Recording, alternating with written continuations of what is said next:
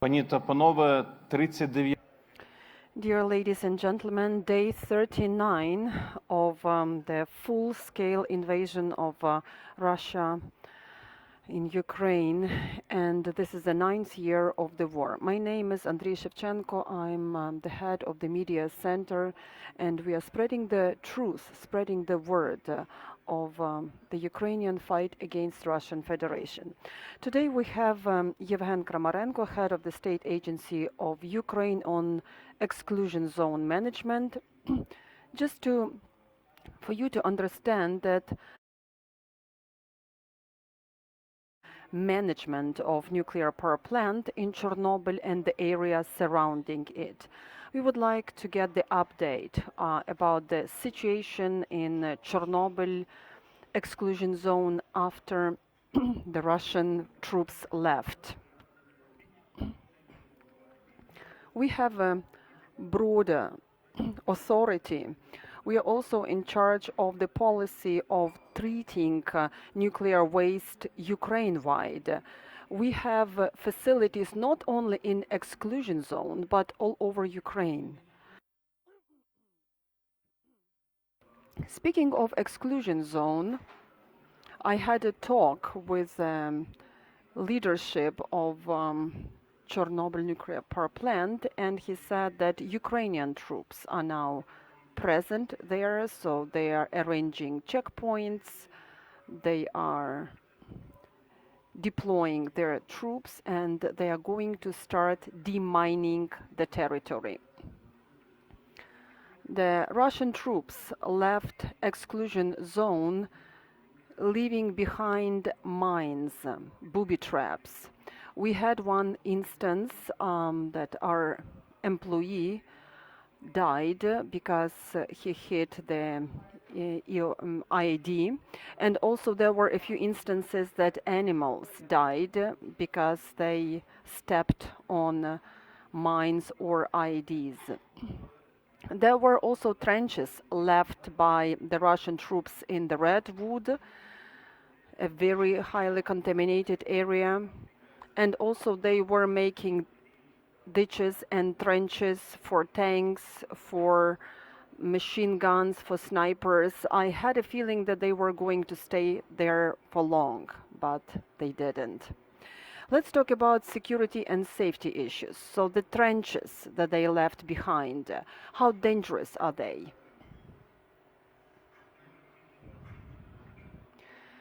We keep an eye on the situation there and the radiation background level.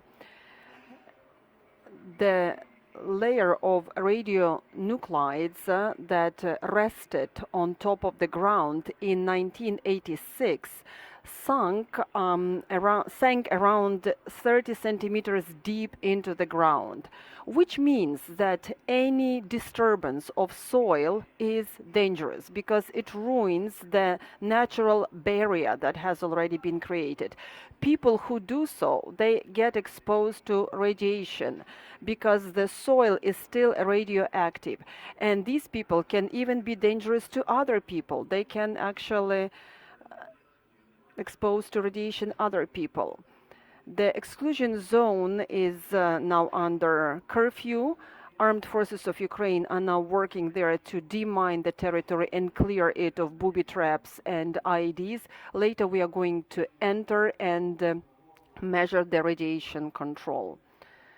What about mines and booby traps that you mentioned? How dangerous are they for the radiation control and radiation safety and security? First of all, they are dangerous to personnel. They are dangerous to animals and people who are still there. A lot of animals are in the Red Book. During the explosion, they can definitely cause disturbance to the top layer of soil, and there are radionuclides that can be dangerous because they can be spread by people, by animals, even outside the exclusion zone. That's why they are dangerous. We are ready to answer the questions. Akon from Sky News. Thanks for doing this briefing today. How many mines are there, do you think? How many IEDs are there? And has anything happened to compromise the sarcophagus that covers the reactor in Chernobyl?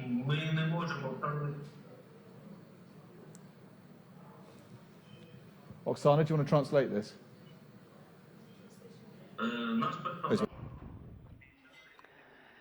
55 EOD officers who, I apologize, 55 people who were on the staff of nuclear power plant.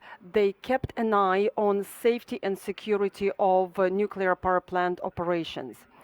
And they are positive that the reactor itself is safe at the moment. As for demining and neutralizing the booby traps and IEDs, so this is going to be done by EOD officers, but there are a lot of mine shells left and there are a lot of boxes left all over there scattered. So that's my answer. How badly exposed do you think the Russian soldiers have been by digging up these ditches and trenches, and what will that mean for their health?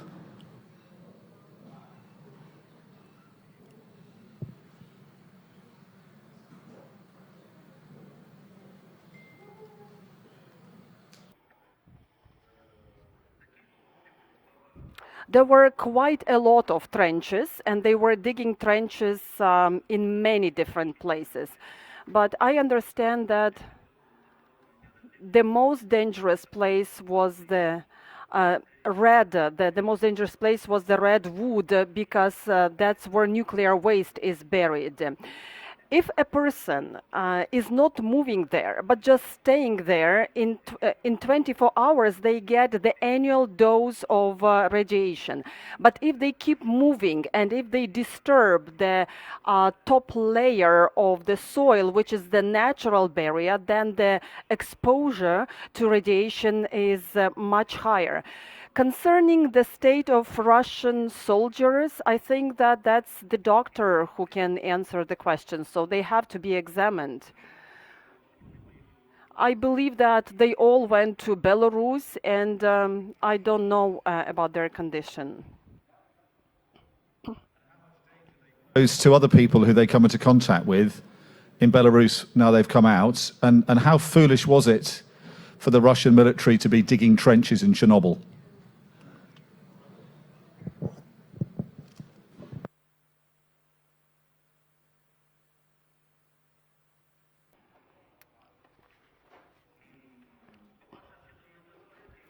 Speaking of danger that they pose to other people, if it was internal exposure, they breathed in or they consumed radionuclides, so they stay inside their body, and so there might be destruction from inside. And so that's the person who got exposed to radiation, so only they suffer and only they are of danger to themselves. But if radionuclides rested on the car or on their personal belongings or clothes, then they can be dangerous to other people, to their surrounding. As for the footage of trenches and ditches, we have special stations that measure the radiation.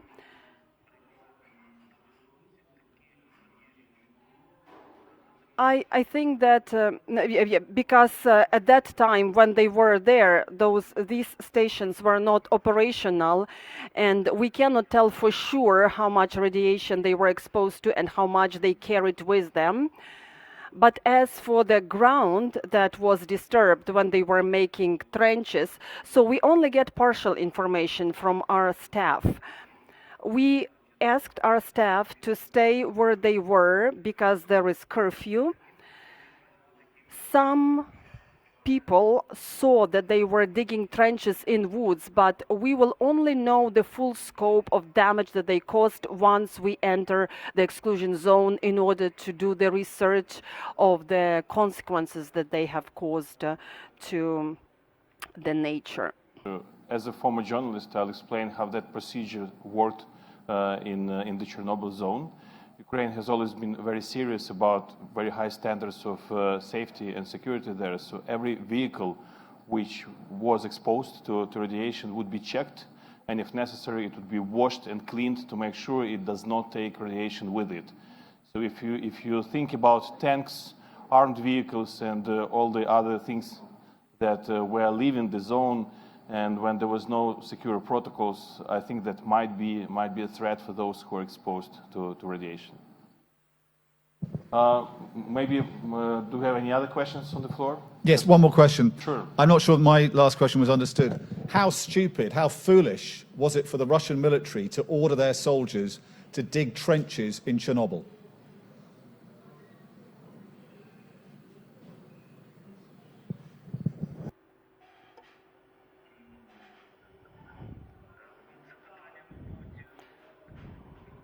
The question is probably self-explanatory, and I think it should be addressed to the commanders of those Russian soldiers.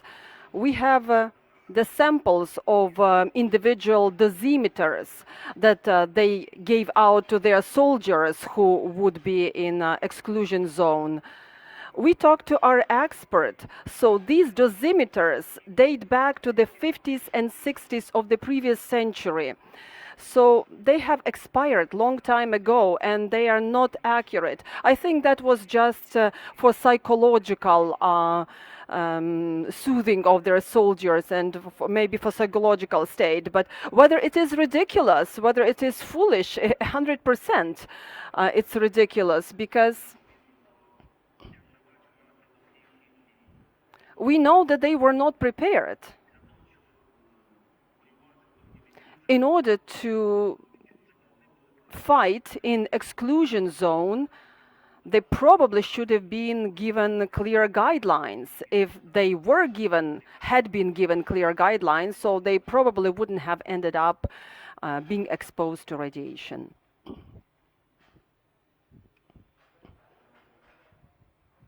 Any other questions?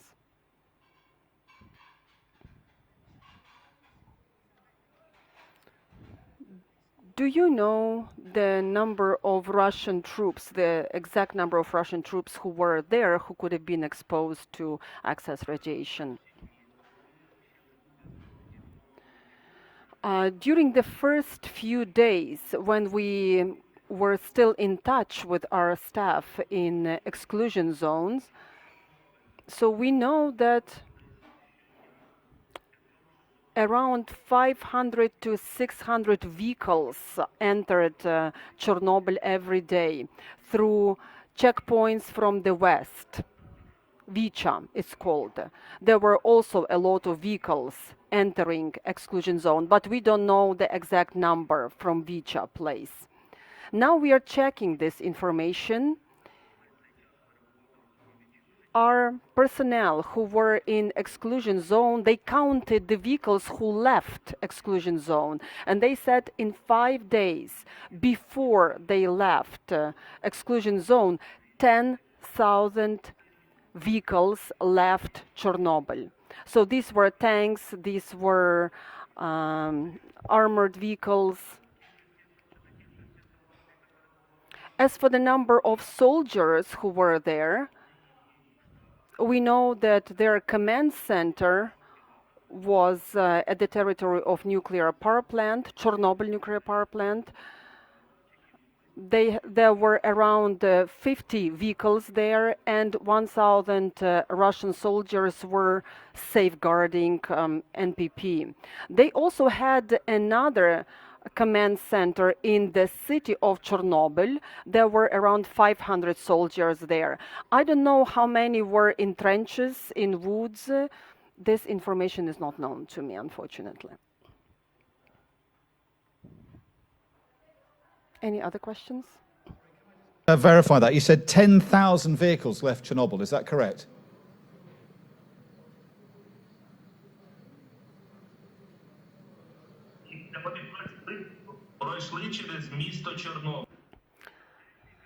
They actually crossed Chernobyl. So that was from Bucha side, Irpin side, Makarov. So they were all going through Chernobyl. Potentially.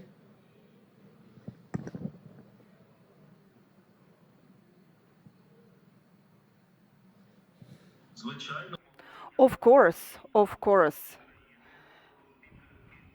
When they were moving towards Kyiv or towards Belarus, of course they could carry radionuclides, because unfortunately there was no radioactive control that was exercised that we usually do, we normally do. Чи є зараз I have a question for you.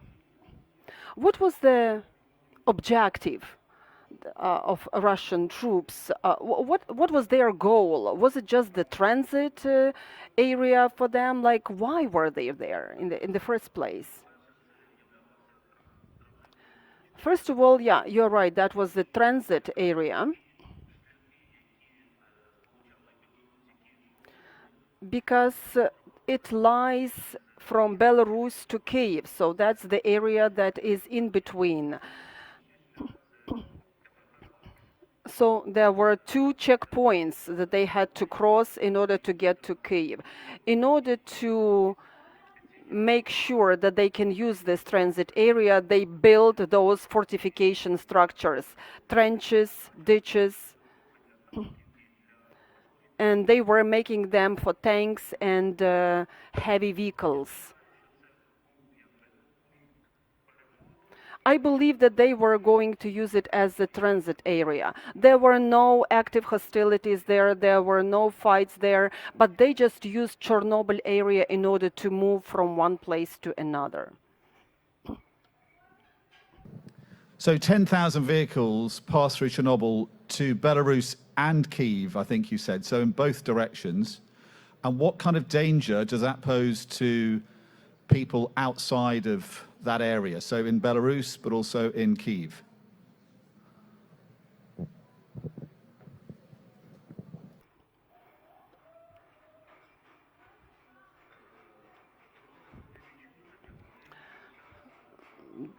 The roads were decontaminated all the time. And if they did not take the side roads, then the radionuclides wouldn't have been spread in other areas. But as we know, the bridges in exclusion zones were destroyed. One of the bridges was blown up, and they built like temporary bridge. And I know for sure that all these vehicles moved through the exclusion zone. And of course, there is a danger that this radioactive soil could have been carried outside the territory of exclusion zone. And possibility is that it might ended in Kyiv and Belarus. It might have ended on their wheels, and chances are that they could be dangerous. What should be done so that the normal operations are renewed in exclusion zone? Because you mentioned that a lot of damage has been done, and you mentioned that there were a lot of mines left behind, booby traps, etc. We also have waste storage, nuclear waste storage in the territory of exclusion zone, and they are equally dangerous. They are as dangerous as the nuclear power plant. We have the policy in treating nuclear waste. We also have 5 storages of nuclear waste outside exclusion zone. They were built in the last century. All waste, all nuclear waste is taken to exclusion zone, and it is stored in special storage facilities. 36 days passed. We don't know what's happening there. We controlled Chernobyl nuclear plant, but Unfortunately, our staff did not have access to those storages, nuclear waste storage facilities. We don't know if they were damaged.